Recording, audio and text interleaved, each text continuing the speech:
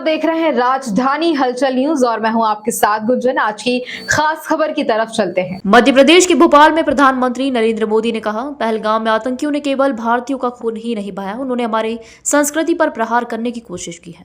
उन्होंने हमारे समाज को बांटने की कोशिश की है। आतंकवादियों ने भारत की नारी शक्ति को चुनौती दी है। ये चुनौती आतंकवादियों और उनके आकाओं के लिए काल बन गई है। ऑपरेशन सिंदूर आतंकवादियों के खिलाफ भारत के इतिहास का सबसे बड़ा और सफल ऑपरेशन है। जहां पाकिस्तान की सेना ने सोचा तक नहीं था, वहीं आतंकी ठिकानों को हमारी सेना ने मिट्टी में मिला दिया। अब भारत का एक एक नागरिक कह रहा है, 140 करोड़ देशवासियों का बुलंद आवाज कह रहा है, अगर तुम गोली चलाओगे तो मान के चलो, गोली का जवाब गोले से दिया जाएगा।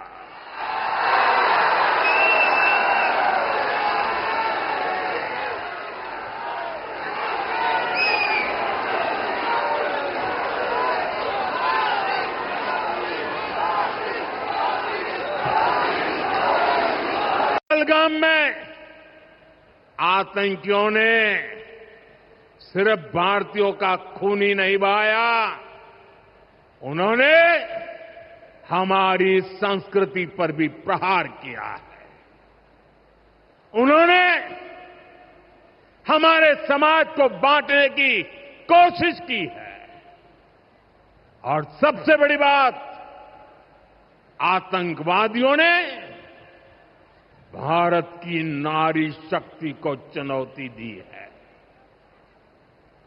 ये चुनौती आतंकवादियों और उनके आकाओं के लिए काल बन गई है, काल। ऑपरेशन सिंदूर आतंकवादियों के खिलाफ भारत के इतिहास का सबसे बड़ा और सफल ऑपरेशन है। जहां पाकिस्तान की सेना ने सोचा तक नहीं था, वहां आतंकी ठिकानों को हमारी सेना ने मिट्टी में मिला दिया। हमारे लिए वो केवल कालक्रम देखें, वो समय देखें जब यशस्वी प्रधानमंत्री आज हमारे बीच जिस प्रकार की शासन की व्यवस्था चला रहे हैं, कई मामलों में ऐसा लगता है कि अहिल्या महारानी के ही मार्ग पर पूरा शासन तंत्र चल रहा। जोरदार अभिनंदन यशस्वी प्रधानमंत्री का करें, जिन्होंने अपने जीवन के प्रत्येक क्षण में सदैव राष्ट्रभक्ति की, देशभक्ति की, सनातन धर्म की, हमारी भारतीयता के ओतप्रोत होकर के, और केवल अहिल्या माता नहीं, बड़ा अलग प्रकार का समय है। हमारा विगत 500 साल का समय देखें मध्य प्रदेश में, तो हमारे यहां नारी स्वातंत्र का, शासक का, रानी दुर्गावती अकबर की सेना से टक्कर लेते हुए हमारी बहनों की शासन की व्यवस्था में किस प्रकार से शासन चलाया जाता है।